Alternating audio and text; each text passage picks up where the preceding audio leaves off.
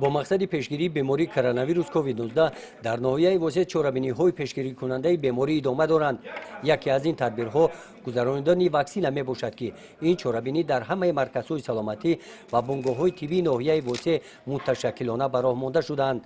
این لحظه ها از رفت واکسن گذراندن آموزگاران روز 6 اوگوست در دهه تاسقله روی نوار آمدند.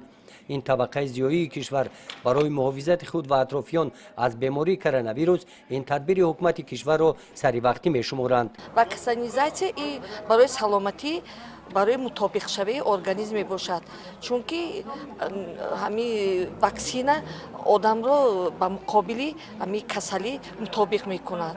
برای من فکر میکنم که این یگان ضررش نیست، در جامعه فایده کلان دارد، از همین کسلی کووید امین میسازد آدم را. امروز ها مردم سیاره ما را کسلی پاندمیای کووید 19 خیلی غافلگیر کرده است و امروز تمامی قوه ذهنی مردم ما تیماری ما با آن روانه شده است که با مقابل این کسل آمادگی بینند، این را محو نمایند و در حقیقت قوه ذهنی انسان، قوه ذهنی خوددادی انسان توانست که با مقابل این کسل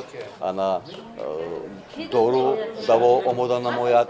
و امروز ما در مرحله قرار داریم و این حالت را میبینیم و یک حکایه خواندم با یادم میاد که وقتی که ابوعلی ابن سینا به نزد بیمار میرود، بیمار در حالت خیلی وزبین است و با بیمار میگوید که حالا ما 3 نفریم، من، شما و بیماریتان، اگر ما و شما یک شویم بیماری را مغلوب میسازیم. و در حقیقت امروز هم اگر ما با گپ طبیبان رفتار کنیم، گفته آنها را اجرا نماییم، واکسینه های مقرر شده را سر وقت گذرانیم، ما با باوری کامل گفته میتوانیم که با کووید 19 دست بالا میشویم، آن را مغلوب میکنیم. چورابینی واکسن گذرانی در دیگر دهات‌های دومه افتاد، در آن ساکنان فعالانه اشتراک نموده ایستادند. گزارش خواجه نظریف خدای نظر ظهوروف از ناحیه واسه برای برنامه اطلاعاتی نوید.